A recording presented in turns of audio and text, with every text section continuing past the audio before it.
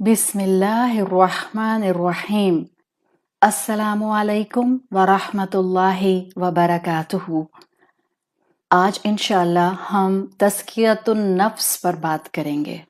तज़कियतुन नफ्स यानी कि अपने ज़हन की पाकीज़गी कैसे एडॉप्ट की जाए। तज़किया का लफ्ज़ आपने कई मरतबा सुना होगा। Purification of the mind, purification of the heart, purification of the soul. अपनी रूह, अपने नफ्स, अपने दिल, अपने दिमाग को साफ सुथरा रखना। तज़कियतुन नफ्स एक बहुत गहरा मौजू है और यूं कहा जा सकता है कि हम इंसानों के इस ज़मीन पर आने का शायद एक रीज़न यही है कि हम जैसे जैसे अक्ल की, जैसे जैसे शऊर की, जैसे जैसे समझ की मैच्योरिटी, पुख्तगी हासिल करें, हम अपना तज़किया करते जाएं, हम अपनी रूह को निखारते जाएं। देखिए, जब बच्चा पैदा होता है कितना पाक, साफ, मासूम सा होता है, बिल्कुल शफाफ दिल वाला होता है। तो एक इंसान की जिंदगी भर तज़कियतुन नफ्स के थ्रू स्ट्रगल ये होती है कि जब वो इंसान अपने रब के पास पहुंचे, यानी मौत के बाद, तो उसने अपनी जिंदगी में अपनी हद तक अपनी रूह को एलिवेट करने की, अपनी रूह को बुलंद करने की, अखलाक को बेहतर करने की, एक अच्छा इंसान बनने की एफर्ट जरूर की हो। एफर्ट का लफ्ज मैं इसलिए कह रही हूं कि हमें खुद को साफ पाक रखने के लिए कोशिश करनी होती है।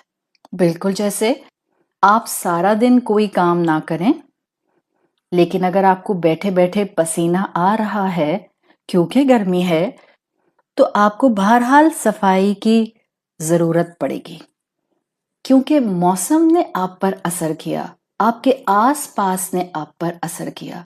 बिल्कुल इसी तरह से हम इंसान इस दुनिया में जो जिंदगी गुजार रहे हैं, आसपास का माहौल हम पर असर अंदाज होता है। उसकी वजह से हमारे अमाल पर इम्पैक्ट आता है, जिसकी वजह से बाज़ औक़ात हमसे गलतियां हो जाती हैं।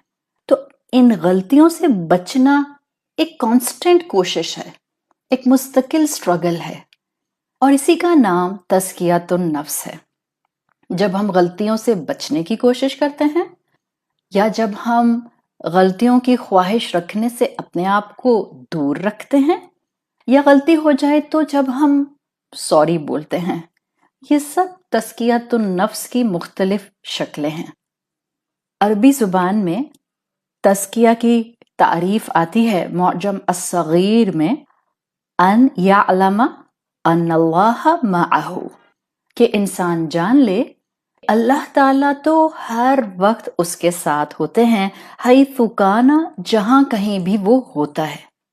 ये है तज़किया, और ये सोच अपने साथ साथ जिंदगी में कदम बा कदम आगे लेकर जाना, it's a life long procedure. पूरी जिंदगी की कोशिश है, और ये कोशिश कभी खत्म नहीं हो सकती। हमारी आखिरी सांस तक ये कोशिश चलती है। क्यों? जबकि अगर एक दफा हमें पता चल गया कि हमने हर वक्त ये महसूस करना है कि अल्लाह हमारे साथ है और इससे हमारा तज़किया हो जाता है, तो ये एक दफा काफी क्यों नहीं होता? इसलिए कि हम इंसान हैं। इंसान निस्यान से बना है। निस्यान का मतलब है फॉरगेटफुलनेस, एक ऐसी हस्ती जो बार बार भूल जाती है। इंसान भूल जाता है, इसलिए एक दफा मालूम होना कि हमें अपने दिल दिमाग को प्योरीफाई करना होता है, इसका तज़किया करना होता है, ये एक दफा का इल्म काफी नहीं होता।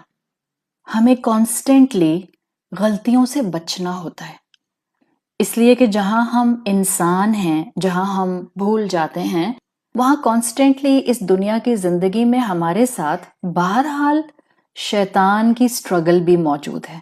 शैतान जो हर लम्हा कोशिश करता है कि हमें अच्छे रास्तों से दूर करे और बुरे रास्तों का मुसाफिर बना दे।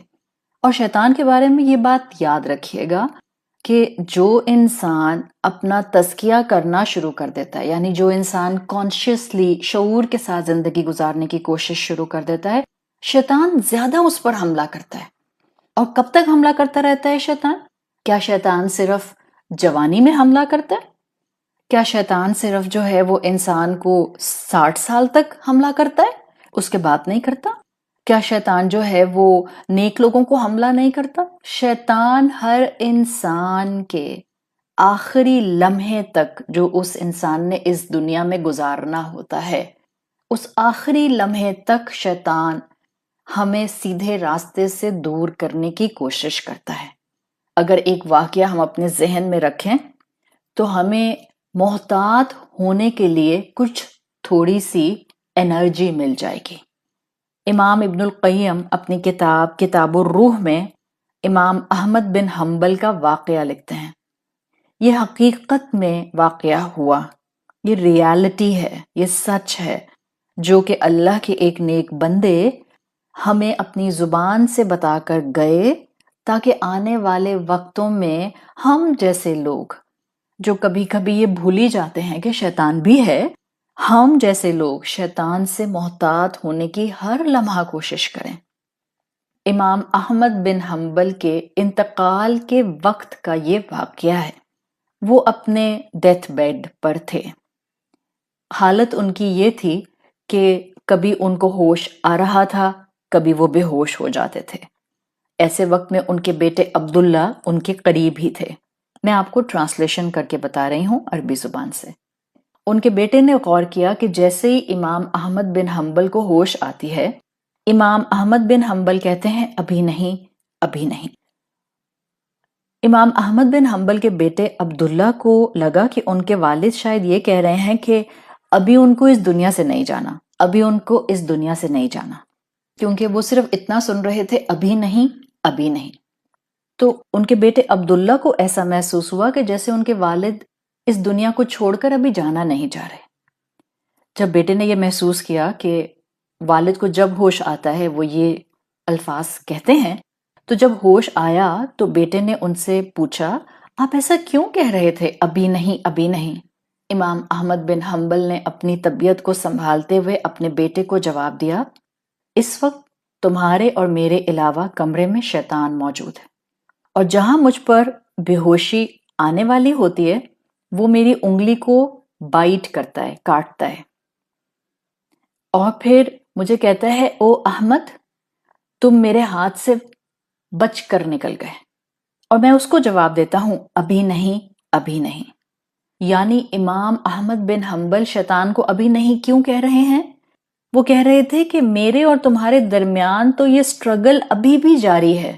کیوں ابھی بھی جاری ہے؟ اس لیے کہ جب تک میری دنیا میں سانسیں چل رہی ہیں مجھے تمہارے ٹریپ سے بچتے رہنا ہے، بچتے رہنا ہے۔ ابھی بھی میری یہ سٹرگل ختم نہیں ہوئی یہاں تک کہ مجھے موت آ جائے۔ تو امام احمد بن حنبل اپنے بیٹے کو یہ واقعہ جو بتا کر گئے، آپ کو اور مجھے لائف ٹائم نصیحت مل گئی کہ یہ ہمارے اور ہمارے نفس کے درمیان، ہمارے اور شیطان کے درمیان تزکیہ کی سٹرگل، بہتر راستے کو تھامے رہنے اور برے راستے سے بچنے کی کوشش، یہ آخری سانس تک جاری رہتی ہے۔ یہ ایک کورس کی، ایک لیکچر کی، ون ٹائم علم آ جانے کی بات نہیں ہے، یہ آخری سانس تک کا معاملہ ہے۔ اگر ایسی بات ہے تو لگتا ہے کہ بھائی اس میں تو کامیاب ہونا ممکن ہی نہیں ہے۔ دیکھیے اللہ تعالیٰ صرف ہماری کوشش دیکھتے ہیں۔ سورۃ نجم کی آیت نمبر 39 میں اللہ تعالیٰ فرماتے ہیں وَأَن لَيْسَ لِلْإِنسَانِ إِلَّا مَا سَعَى، اور انسان کے لیے کچھ بھی نہیں ہے مگر صرف وہ جس کی اس نے کوشش کی۔ تو ایز لانگ ایز، جب تک آپ اور میں اپنی زندگی میں کوشش کر رہے ہیں، یاد رکھیں دیٹ کاؤنٹس، بس اللہ تعالیٰ وہ دیکھتے ہیں۔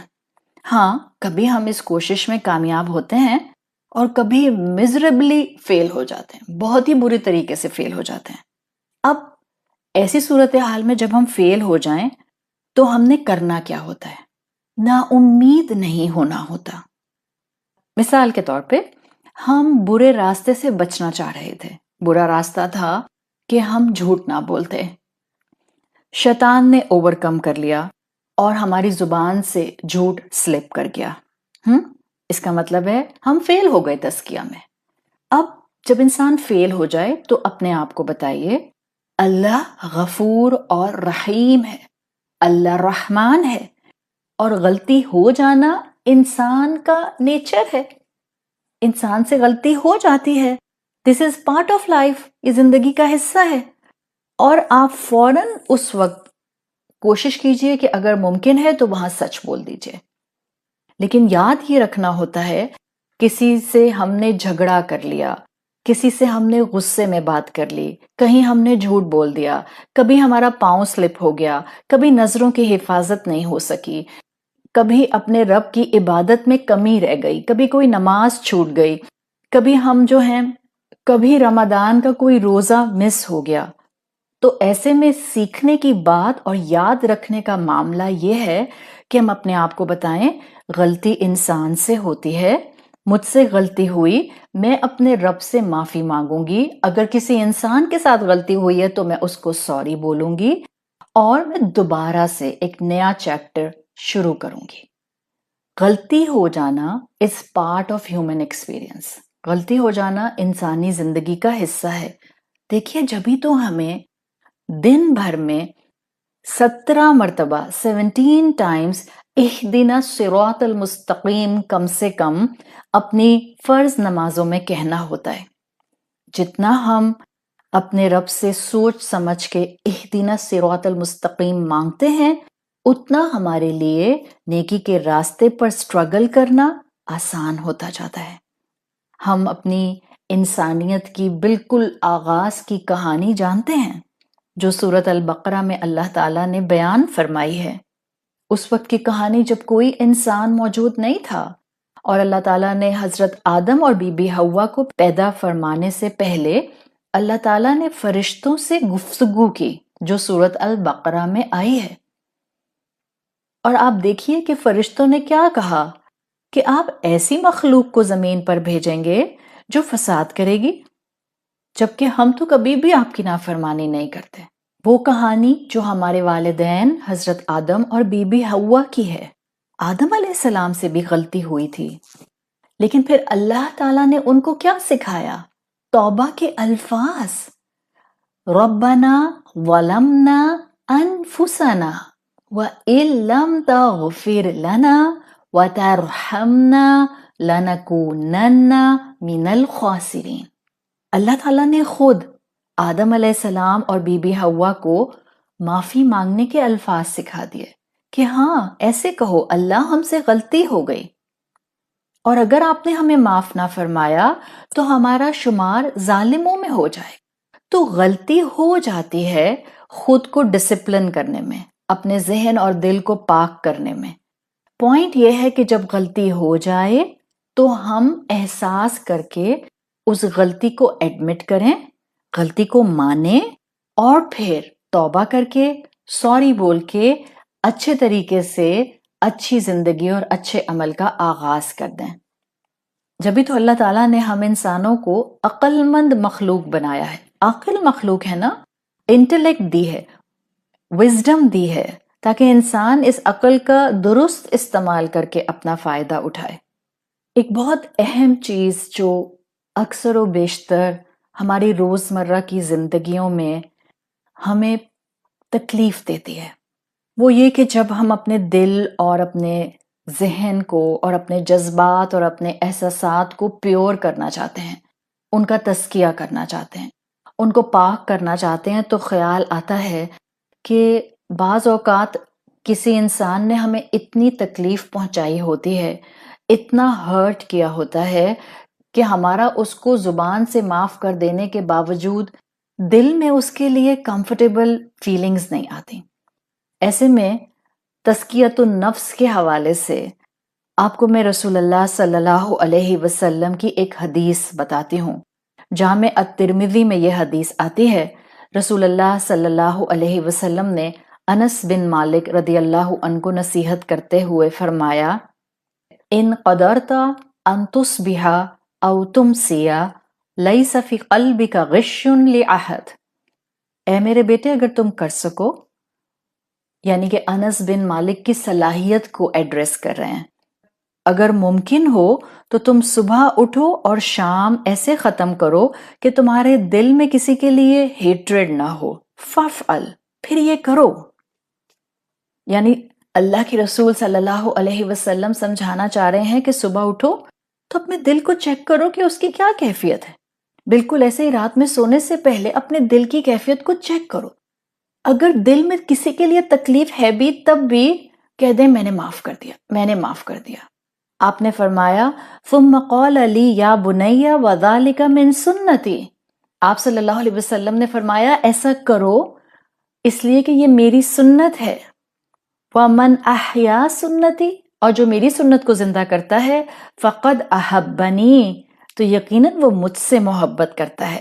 وَمَنْ أَحَبَّنِي، اور جو مجھ سے محبت کرتا ہے كَانَ مَعِيَ فِي الْجَنَّةِ، وہ میرے ساتھ جنت میں ہوگا.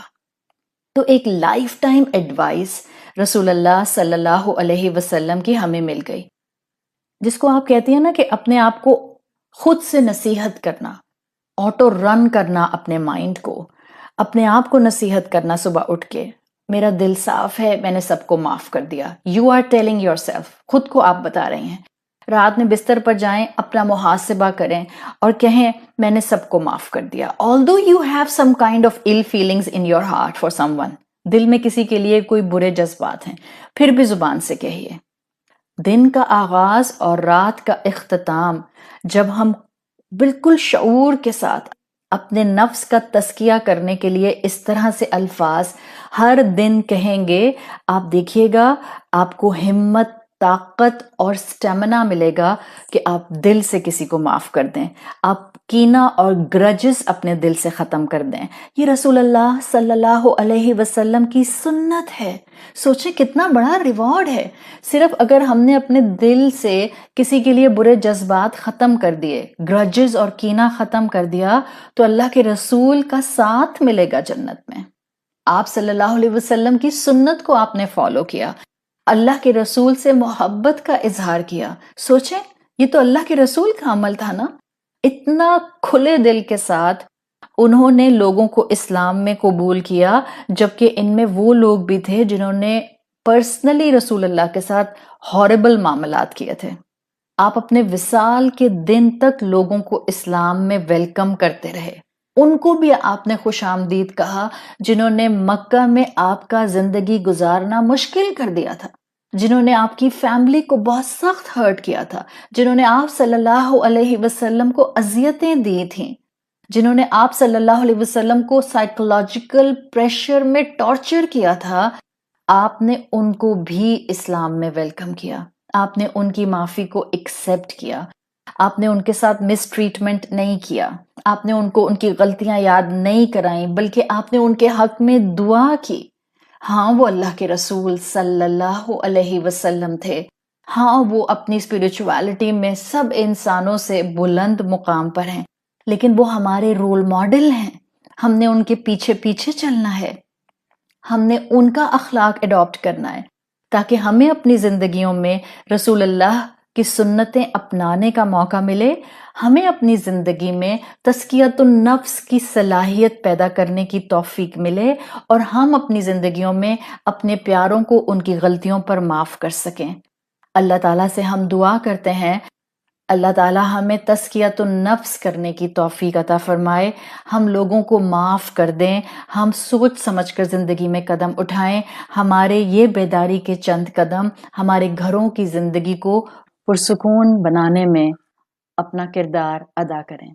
سمجھنے کی ضرورت یہ ہے کہ ہمارا تزکیہ ہمیں ہی فائدہ دے گا، ہمیں پیس آف مائنڈ دے گا، سکون دے گا، اللہ کی رحمت ہم پر نازل ہوگی. اور سب سے بہترین طریقہ تزکیۃ النفس کرنے کا یہ ہے سیرت رسول صلی اللہ علیہ وسلم پڑھیے اور اللہ کے رسول صلی اللہ علیہ وسلم کی محبت میں اپنی زندگی کے اندر نیکیاں اڈاپٹ کیجیے. اللہ تعالی ہمیں اور ہماری اولادوں کو بہترین تزکیۃ النفس کرنے کی توفیق عطا فرمائے. سبحانک اللہم و بحمدک نشہد ان لا الہ الا انت نستغفرک و نتوب الیک.